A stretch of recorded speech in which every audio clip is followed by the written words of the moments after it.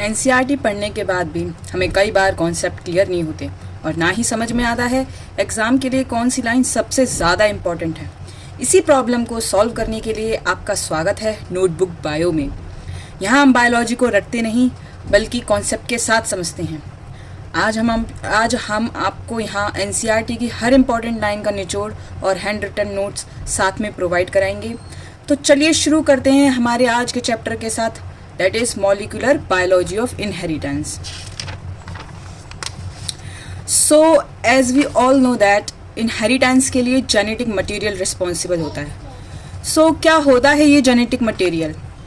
So it is something that stores biological information and transfer this information from one generation to next generation. Genetic material वो material है जिसकी वजह से जो हमारी जेनेटिक इन्फॉर्मेशन है वो एक जनरेशन से दूसरे जनरेशन ट्रांसफ़र होती है। सो ऐसी कौन सी बातें इम्पॉर्टेंट हैं जो जेनेटिक मटेरियल को जेनेटिक मटेरियल बनाती हैं? फर्स्ट वन इज़ ये एवरी सेल में प्रेजेंट होना चाहिए। ऐसा नहीं है कि आपके हाथ की सेल में प्रेजेंट हो और पैर की में ना हो। ये आपकी ऑर्गेनिज्म में जितनी भी सेल प्रेजेंट होती हैं सभी में प्रेजेंट होना चाहिए। It should be same in amount in all and every of the cell। जैसे सोमेटिक जितनी भी हमारी सेल्स होती हैं उन सभी में इसका जो अमाउंट है वो सेम होना चाहिए। एग्जाम्पल के तौर पे जैसे आप क्रोमोसोम्स ले सकते हैं, 46 क्रोमोसोम हमारी एवरी सोमेटिक सेल में सेम होते हैं। शो वेरिएशन, ये वेरिएशन शो करते हैं। जैसे कि ह्यूमंस में इनके नंबर है वो अलग हो सकता है, काओ में अलग, बफेलोज़ में अलग, ये वेरिएशन शो करना चाहिए। इसी की वजह से जो हमारी ऑर्गेनिज्म हैं डिफरेंट ऑर्गेनिज्म है वो इस वर्ल्ड में प्रेजेंट हैं। Make exact copy of itself, ये एक्यूरेट होना चाहिए, सेम होना चाहिए। ऐसा नहीं है कि एक सेल में ये डिफरेंट है दूसरी सेल में ये डिफरेंट है। जैसे कि हम नंबर के बारे में पढ़ चुके हैं कि नंबर सेम होना चाहिए, इसकी कॉपीज़ बिल्कुल सेम होनी चाहिए, सेम लेंथ का होना चाहिए, शॉर्ट या कोई भी डिफॉर्मिटीज़ में नहीं होनी चाहिए। पास इंफॉर्मेशन टू ऑफस्प्रिंग, इसमें कैपेबिलिटी होनी चाहिए कि ये अपनी जो इंफॉर्मेशन है वो one offspring to another offspring pass कर सके। अंडरगो म्यूटेशन समटाइम्स, ऐसा नहीं है कि ये हर जनरेशन में बिल्कुल सेम रहना चाहिए। अब आप नोटिस करते होंगे कि हमारे जो एंसेस्टर्स हैं वो हमसे काफ़ी डिफरेंट रहे हैं क्योंकि टाइम के हिसाब से उनमें म्यूटेशन होता गया है और ये म्यूटेशन नेसेसरी भी है। ये पॉजिटिव म्यूटेशन होना भी चाहिए जिससे हम इवॉल्व कर सकें। इवोल्यूशन के लिए म्यूटेशन होना ज़रूरी है। So the next point is it stores biological information, ये हम आपको ऑलरेडी बता चुके हैं। So ये सब जो कैरेक्टरिस्टिक्स हैं, ये फीचर्स जो हैं जो जेनेटिक मटेरियल को जेनेटिक मटेरियल बनाते हैं, ये सब ही फीचर्स हमारे डीएनए में प्रेजेंट होते हैं। दैट्स वाई हम डीएनए को एक परफेक्ट जेनेटिक मटेरियल कहते हैं। अब इस जेनेटिक मटेरियल का स्ट्रक्चर क्या है? DNA molecules is long chain of deoxyribonucleotides। सबसे पहले हमें वर्ड्स की बेसिक्स को समझना चाहिए। सो ये डीऑक्सीराइबोन्यूक्लियोटाइड्स पढ़कर आपको क्या समझ में आता है? डीऑक्सीराइबो एंड न्यूक्लियोटाइड्स, इट्स एक वर्ड में कितनी सारी इंफॉर्मेशन छिपी हुई है। राइबोन्यूक्लियोटाइड्स मतलब राइबो शुगर प्रेजेंट है, न्यूक्लियोटाइड्स प्रेजेंट हैं और वो जो शुगर प्रेजेंट है वो डीऑक्सी है, यानी कि उसमें ऑक्सीजन एक पोजीशन पर प्रेजेंट नहीं है। ऐसा हम ये सब स्ट्रक्चर में भी देख सकते हैं। This is ribose sugar. इस राइबोस शुगर में यहाँ पर ऑक्सीजन प्रेजेंट होती है, that is second position. Where as deoxy ribose sugar में जो कि 5 कार्बन की शुगर होती है, इधर सेकेंड पोजीशन पे हमारी ऑक्सीजन मिसिंग है, that's why we called it deoxy ribose. And nucleotides में क्या प्रेजेंट होता है? सो जो न्यूक्लियोटाइड्स में प्रेजेंट होता है हमारी sugar, nitrogen bases and phosphates.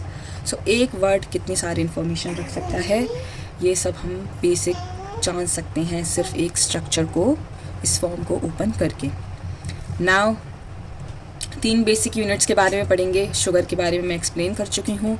Now the thing is nitrogenous base. So हमारे पास जो नाइट्रोजन बेस होते हैं वो 2 टाइप्स के होते हैं, purine and pyrimidine.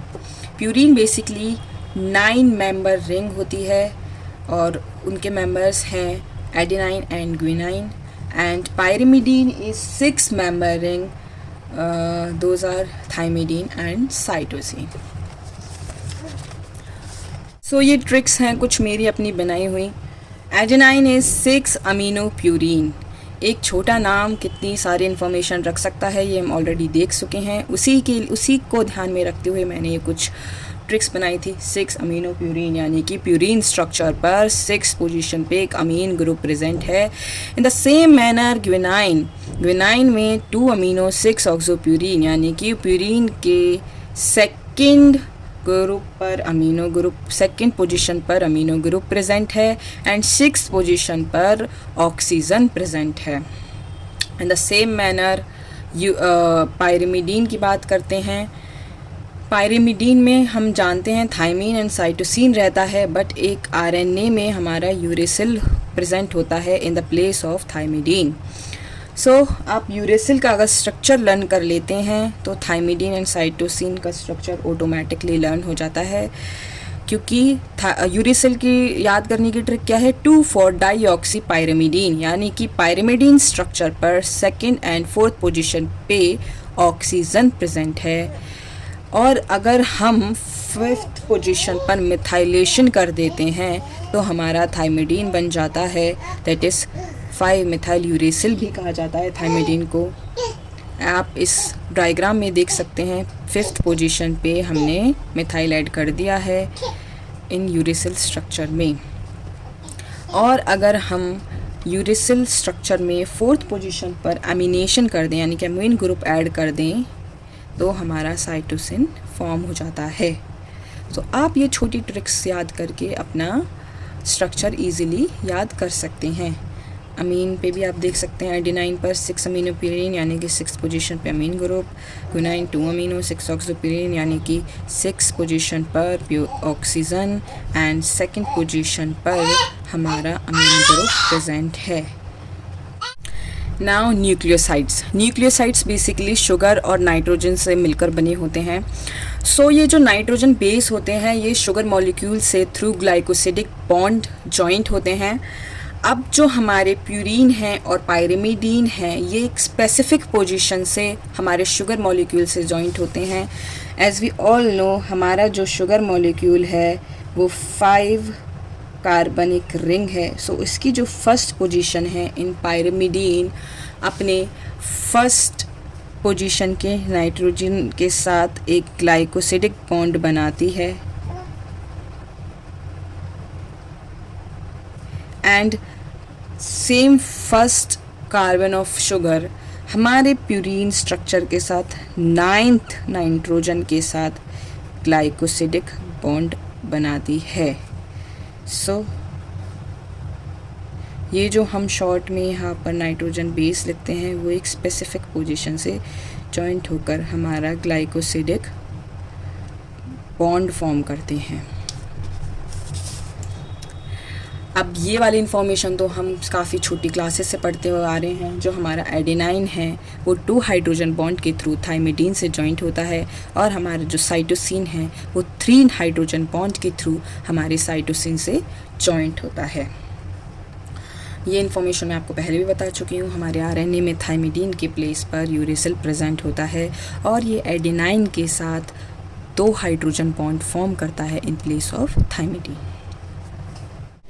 So till now we have talked about nucleoside, the nitrogen, bases and sugar. Now what about phosphate? So जो हमारा phosphate होता है वो हमारे शुगर मॉलिक्यूल के 5th कार्बन के हाइड्रोक्सिल ग्रुप से रिएक्ट करता है जिससे वाटर रिलीज होता है और एक बॉन्ड फॉर्मेशन होता है that we called as phosphoester bond. As we all know, DNA is a polynucleotide chain. So यही सेम फॉस्फेट जब नेक्स्ट न्यूक्लियोटाइड के 3rd कार्बन के हाइड्रोक्सिल ग्रुप से रिएक्ट करेगा तो वो एक और फॉस्फोएस्टर बॉन्ड बनाएगा। Then collectively we call it phosphodiester bond. जिसकी वजह से एक न्यूक्लियोटाइड दूसरे न्यूक्लियोटाइड से जॉइंट होगा और इस तरीके से हमारी पॉलीन्यूक्लियोटाइड चेन का फॉर्मेशन होगा.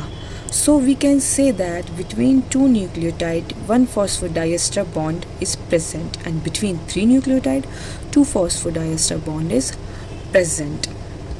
आप फिर से इस सीक्वेंस को समझ सकते हैं. जैसे कि हमने पढ़ लिया है कि हमारा जो 5th कार्बन है राइबोज शुगर का, वो फॉस्फेट से रिएक्ट करता है, फॉस्फो एस्टर बॉन्ड का फॉर्मेशन होता है. फिर यही सेम फॉस्फेट नेक्स्ट न्यूक्लियोटाइड के 3rd कार्बन हाइड्रोक्सिल से रिएक्शन करेगा और वाटर रिलीज करेगा, by which another phosphoester bond form, and collectively we called it phosphodiester. One phosphoester, second phosphoester, collectively we called phosphodiester bond.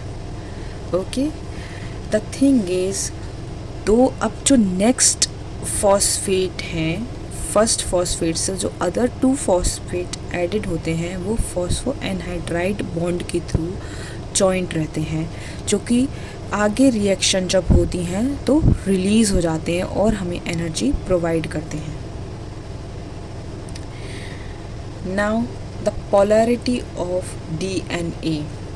As we all know that जो हमारा DNA है उसके 2 strands हैं, उनकी polarity opposite होती है.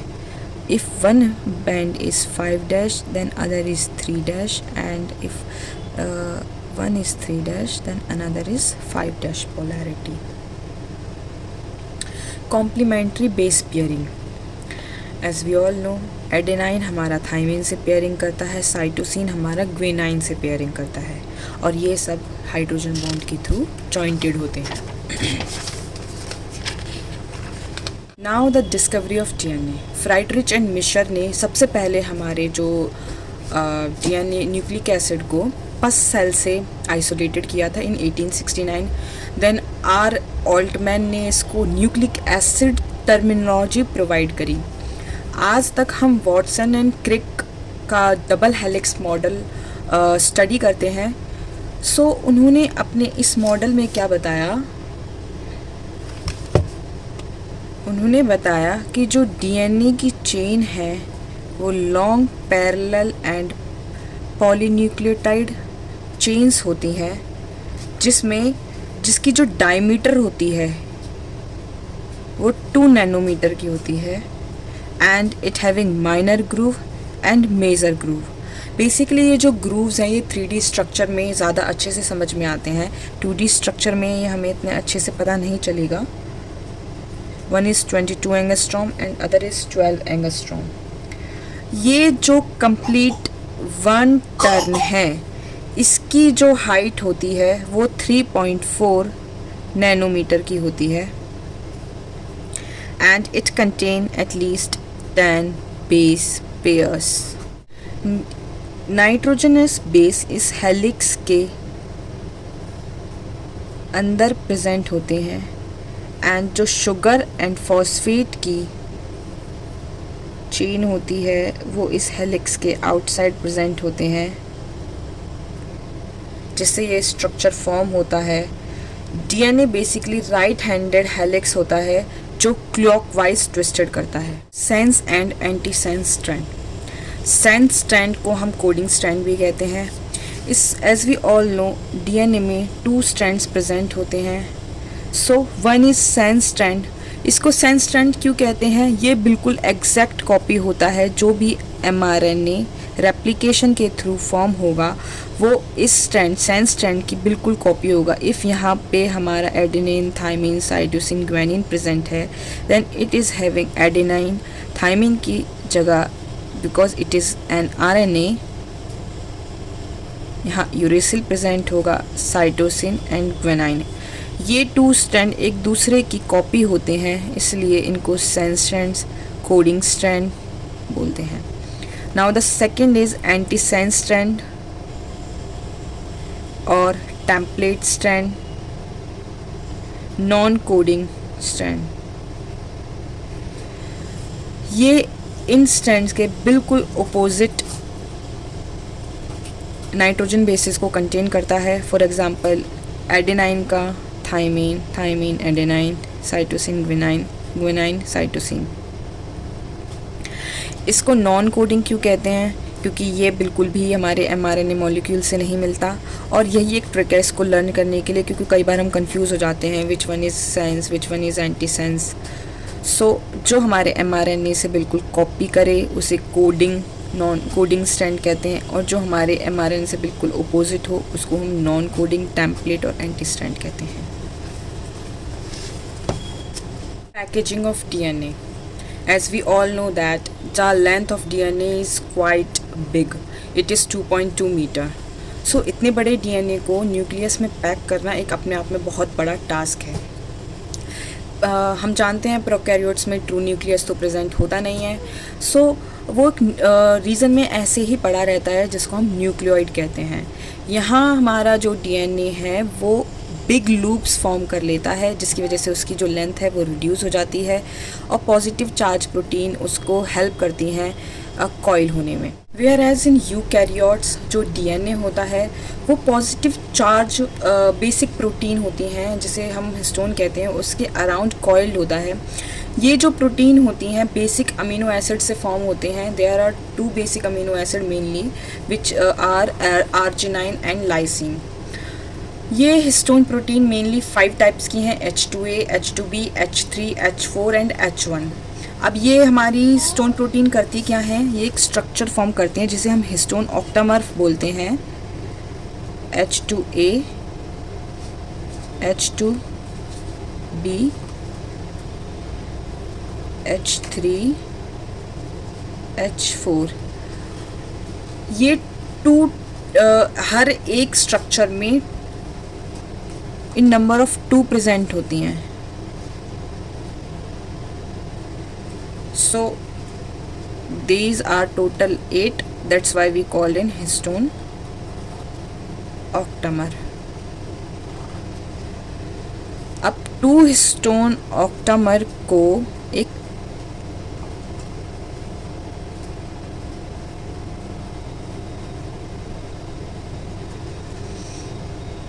this is DNA,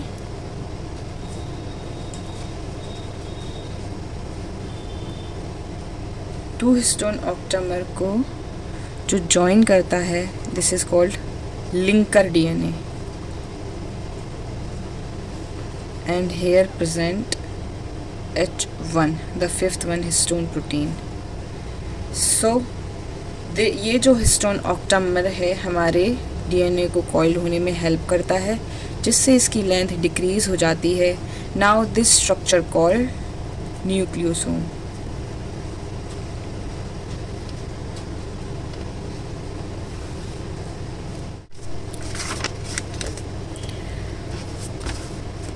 Nucleosome and linked DNA together called as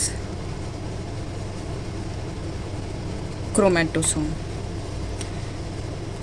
nucleosome में basically 1.75 turn present होते हैं डीएनए के, and nearly about 200 base pair present होते हैं।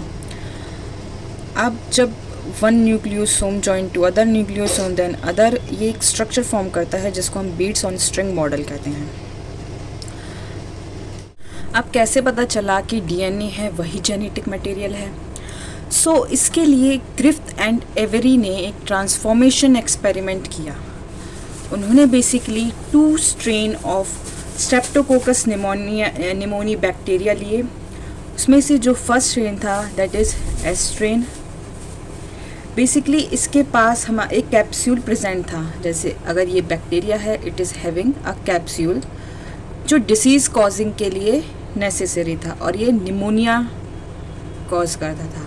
The other strain is R strain जिसके पास कोई भी कैप्सूल प्रेजेंट नहीं था, सो इट इज़ हार्मलेस।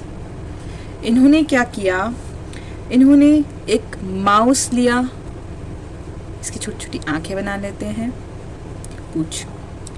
सो इन्होंने माउस लिया और उसमें लाइव आर स्ट्रेन इंजेक्ट किया। As we all know it is harmless, so first time ये माइस लाइव था। सेकेंड टाइम उन्होंने एस स्ट्रेन इंजेक्ट किया, ऑब्वियसली डिसीज कॉज हुई and it is cause of death. Next time इन्होंने क्या किया, S strain को सबसे पहले हीट किल किया और देन इंजेक्ट किया। अब हीट की वजह से वो किल हो गया, सो ऑब्वियसली माइस सर्वाइव्ड। देन उन्होंने एक लाइव आर स्ट्रेन बैक्टीरिया लिया, लाइव आर स्ट्रेन लिया and heat killed S strain लिया। सो ये तो डेड हो चुका था और ये लाइव था। तो हमारा बेसिकली जो माइस है वो लाइव आना चाहिए, क्योंकि आरसो हमारा हार्मलेस है एंड जो हार्मफुल था वो डेथ हो चुकी है उसकी। लेकिन इसका रिजल्ट बिल्कुल अपोजिट आया, जो हमारा माइस है वो डेड था। ऐसा क्यों? क्योंकि जो हमारा आर बैक्टीरिया जो लाइव था उसका डीएनए एस स्ट्रेन के डीएनए में ट्रांसफॉर्म हो चुका था, जिसकी वजह से ये लाइव हो गया और लाइव स्ट्रेन ने हमारे माउस को किल कर दिया। सो हमें कहीं ना कहीं पता चल गया कि ऐसा कुछ तो है जो रिस्पॉन्सिबल है उस माउस की डेथ के लिए। उस टाइम ये तो नहीं पता चला कि डीएनए ही वो जेनेटिक मटेरियल है जिसकी वजह से ट्रांसफॉर्मेशन हो रहा है, बट आगे जाकर ये डीएनए मटेरियल है, ये मैकार्टी एंड मैक्लोइन के एक्सपेरिमेंट के थ्रू प्रूफ हो गया। अब जानना था कि ट्रांसफॉर्मेशन के लिए कौन सी ऐसा जेनेटिक मटेरियल है जो कि रिस्पॉन्सिबल है। उसके लिए every McLeod and McCarthy scientist ने एक्सपेरिमेंट किए। उन्होंने स्ट्रेप्टोकोकस निमोनिया का एस स्ट्रेन बैक्टीरिया लिया, सबसे पहले उसको हीट किल किया, देन उसको एक्सट्रैक्ट किया 3 कंपोनेंट्स में, कार्बोहाइड्रेट, प्रोटीन एंड डीएनए। और इन 3 कंपोनेंट्स को सेपरेटली आर टाइप बैक्टीरिया के साथ मिक्स किया। सो जब उन्होंने आर टाइप बैक्टीरिया और carbohydrate of S strain mix किए तो उन्होंने एब्जॉर्व किया there is no transformation, R type bacteria still remain R type. उन्होंने second time R type bacteria लिया, then protein of S type, it's result same, R type bacteria. Third time उन्होंने R type bacteria plus DNA of S type. They noticed that this R-type bacteria, which is lived, convert into S-type of strain. Its transformation के लिए जो हमारा genetic material है वो है DNA, और इसको कंफर्म करने के लिए उन्होंने अगेन R-type बैक्टीरिया लिया प्लस डीएनए लिया and an enzyme which is called DNAs, जो कि रिस्पॉन्सिबल है डीएनए को कट करने के लिए। इसका रिज़ल्ट क्या रहा, हमारा जो बैक्टीरिया है still remain R type of strain. जब इस डीएनएज ने एस टाइप बैक्टीरिया के डीएनए को क्लीव कर दिया, हमारे RNA R type of strain पर कोई भी इफ़ेक्ट नहीं रहा। सो ये एक्सपेरिमेंट शो करता है कि हमारा जो जेनेटिक मटेरियल है वो डीएनए है। डीएनए ही जेनेटिक मटेरियल है, इस बात को अगेन प्रूफ करने के लिए हर्शीज़ एंड चेज एक्सपेरिमेंट किया इन 1952 में। उन्होंने क्या किया, उन्होंने अपने एक्सपेरिमेंट में एक बैक्टीरियोफेज वायरस को लिया जिसके पास अपना प्रोटीन कोट रहता है एंड डीएनए प्रेजेंट होता है, और एक बैक्टीरिया लिया ईकोलाई। बेसिकली ये जो बैक्टीरियोफेज है ये ईकोलाई पर अटैक करता है और इसके अंदर अपना जेनेटिक मटेरियल इंसर्ट करके इसको किल कर देता है, अपनी कॉपीज़ का अपने डीएनए का नंबर इंक्रीज़ करता है। सो इन्होंने क्या किया, इनका जो प्रिंसिपल था वो ये था कि as we all know DNA के पास फॉस्फोरस प्रेजेंट है and it don't have any sulfur, whereas protein के पास सल्फर प्रेजेंट है। Protein basically made up of amino acid and amino acids में सल्फर प्रेजेंट होता है. फॉस्फोरस भी होता है बट लिटिल फॉस्फोरस. सो इसी प्रॉपर्टी का यूज़ करते हुए इन्होंने क्या किया, हमारे डीएनए मॉलिक्यूल को रेडियो एक्टिव फॉस्फोरस से रिएक्ट करा के रेडियो एक्टिव बना दिया एंड वेयर एज प्रोटीन को लेबल कर दिया with radio active sulphur.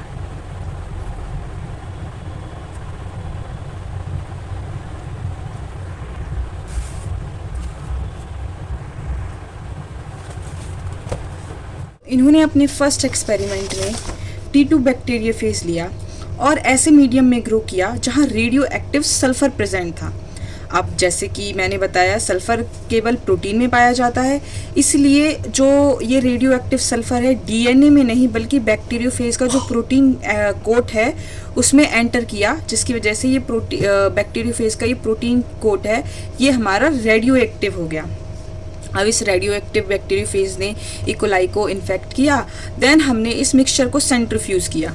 Centrifugation के बाद ये जो बैक्टीरियल सेल है ये हमारी पैलेट में कलेक्ट हो गई और जो हमारे खाली प्रोटीन कोट हैं वो सुपरनेटेंट में कलेक्ट हो गई. जब दोनों को चेक किया तो जो रेडियो एक्टिविटी है केवल सुपरनेटेंट में मिली. इसका मतलब यह था कि ये जो प्रोटीन है बैक्टीरियल सेल के अंदर एंटर ही नहीं हुआ बल्कि बाहर ही रह गया. अब सेकंड एक्सपेरिमेंट में इन्होंने क्या किया, इस बार इन्होंने बैक्टीरियोफेज को एक ऐसे मीडियम में ग्रो किया जिसके अंदर रेडियो एक्टिव फॉस्फोरस प्रेजेंट है. अब फॉस्फोरस तो हमारे डीएनए में पाया जाता है, प्रोटीन में है बट बहुत कम, इसलिए डीएनए इस बार रेडियो एक्टिव हुआ. वही प्रोसेस दोबारा रिपीट करी. इस बैक्टीरियोफेज ने बैक्टीरिया को इन्फेक्ट किया, देन सेंट्रीफ्यूगेशन करा. अब सेंट्रीफ्यूगेशन के बाद इस बार उन्होंने ऑब्जर्व किया रेडियो एक्टिविटी इस बार सुपरनेटेंट में नहीं मिली बल्कि पैलेट में मिली, क्योंकि पैलेट में बैक्टीरियल सेल प्रेजेंट होते हैं. इसका मतलब जो इसका डीएनए है वो वो सेल के अंदर एंटर हुआ था. सो इस एक्सपेरिमेंट के थ्रू हर्शी एंड चेज ने ये कॉन्क्लूड करा कि प्रोटीन बैक्टीरियल सेल के अंदर एंटर ही नहीं करता जबकि डीएनए एंटर करता है. So DNA is the genetic material.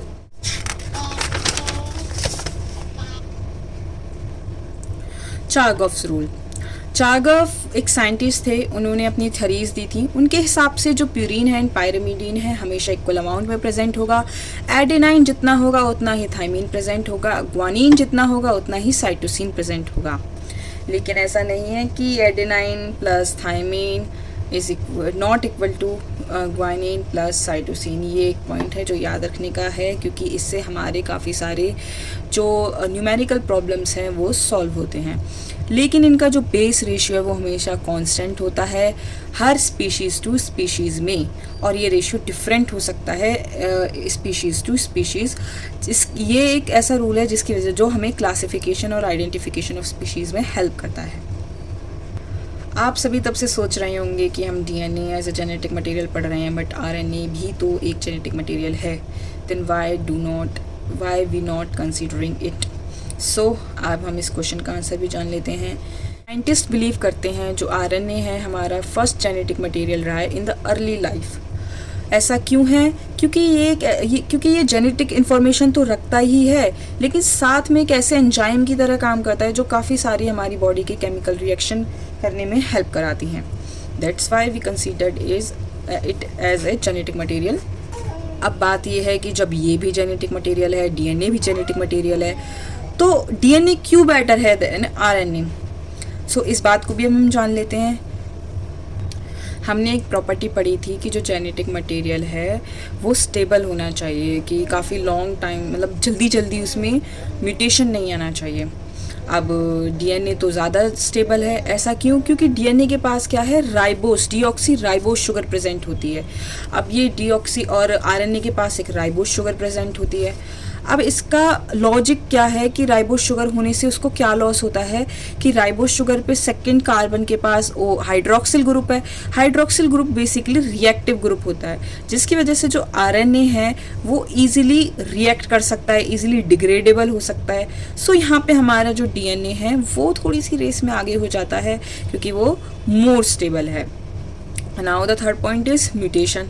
अब ये तो हमें पता है म्यूटेशन बहुत नेसेसरी है, पर वही कि बहुत फास्ट म्यूटेशन नहीं आना चाहिए। अब स्टेबल है, म्यूटेशन कम है, तो ऑब्वियसली डीएनए है वो ज़्यादा स्टेबल है, इसलिए थोड़ा स्लो म्यूटेट होता है, जबकि आरएनए बहुत फास्टर स्पीड से म्यूटेट होता है।